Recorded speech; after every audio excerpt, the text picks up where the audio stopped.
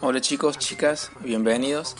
Antes de empezar con el tema que ustedes leyeron, vamos a ver algunas cosas que nos van a ayudar a entenderlo un poquito mejor. La antropología, como la ciencia, es una construcción histórica. Esto quiere decir que estos conceptos no son algo dado naturalmente, sino que en alguna época concreta se juntaron y organizaron ciertas ideas y constituyeron la noción de ciencia. Y también decimos que es histórico porque no es algo estático, sino que con el correr del tiempo y depende del contexto va cambiando. Ahora, yendo al texto Constructores de Otredad. Los autores nos quieren mostrar cómo a lo largo del tiempo el objeto de estudio de la antropología y su forma de abordarlo fue cambiando. Para esto, los autores definen al objeto de la antropología como la forma de explicar la otredad cultural. Pero este otro cultural no es un hecho empírico real, sino que es una construcción que depende principalmente de las teorías que dominan en cada periodo y hacen que veamos la realidad de cierta forma. Para esto los autores dividen a la antropología en tres grandes momentos. El primer momento es a finales del siglo XIX, donde se caracteriza a la antropología porque se empieza a formalizar como una ciencia. Para esto se despega de la religión y de la filosofía y se acerca a las ciencias ya constituidas, por ejemplo las ciencias naturales. A estas últimas les replica el método que usaban estas, es decir, empezó a utilizar también el método comparativo. Otra característica de este momento es el contexto social en el que se da. Tengamos en cuenta que esto surge en Europa. Allí los cambios tecnológicos que produjo la revolución industrial hizo que aparezcan nuevas diferencias de clase, de nacionalidad, diferencias étnicas. Y al mismo tiempo, Occidente siguió expandiéndose y conociendo la existencia de diferentes modos de vida. Algo central en este periodo es la teoría sobre la cual se basan los estudios antropológicos, es decir, el evolucionismo.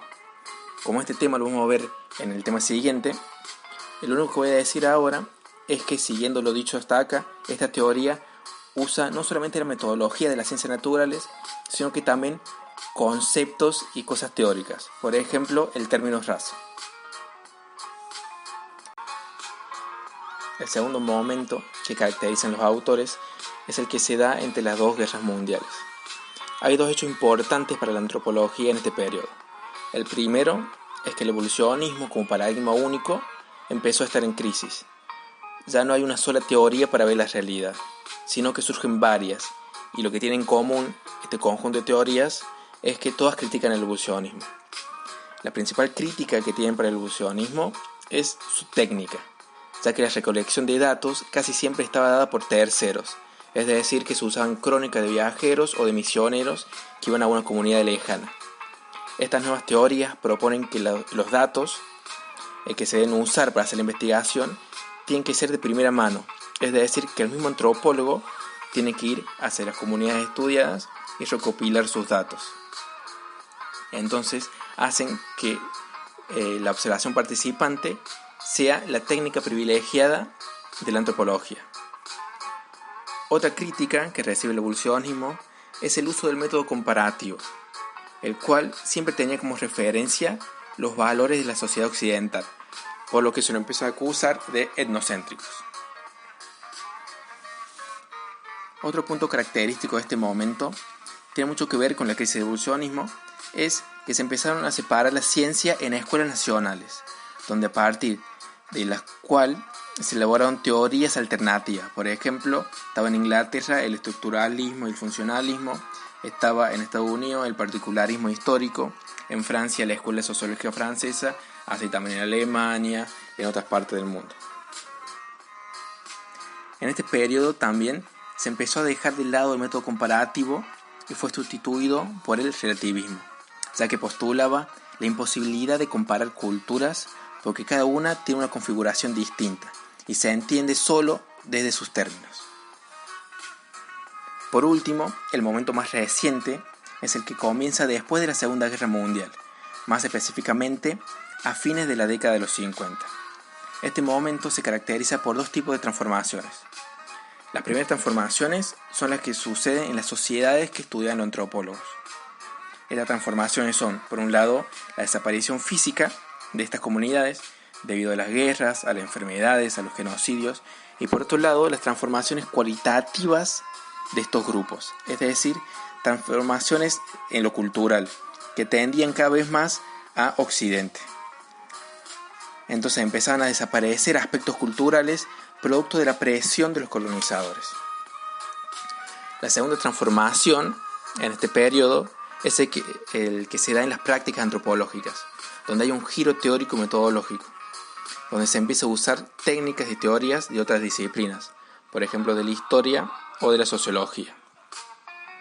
Si en la etapa anterior, con el relativismo cultural, se empezó a tratar a todas las sociedades como iguales, en esta etapa se empezaron a preguntar el porqué de estos cambios que vimos recién, y llegaron a la conclusión de que se debía por el tipo de contacto que había entre los pueblos, es decir, que uno era sometido por el otro, dejando en condiciones desiguales a algunos pueblos. Otra característica de este momento es que se suma un nuevo sujeto de conocimiento. Ahora el antropólogo estudia su propia sociedad, por lo que lo extraño ya no es una característica del objeto, sino que una construcción del antropólogo. El antropólogo ahora es nativo. Entonces, para resumir a grandes rasgos, decimos que la antropología estudia la otredad cultural, la cual es una construcción y no es algo natural, por lo que este otro fue diferente en cada momento histórico. El primer periodo se distingue al otro por la diferencia cultural, es decir, que había un otro diferente a un nosotros. En el segundo periodo, este otro tenía como particularidad ser diverso, ser distinto. Había muchos otros y todos debían ser tratados con igual importancia. Y en el tercer periodo, este otro es producto de la desigualdad, de la dominación de algunas culturas por otras. Bueno chicos, chicas, espero que no se haya hecho muy largo el video. Cualquier inquietud o cosa que no les quedó claro, me preguntan. Saludos y cuídense.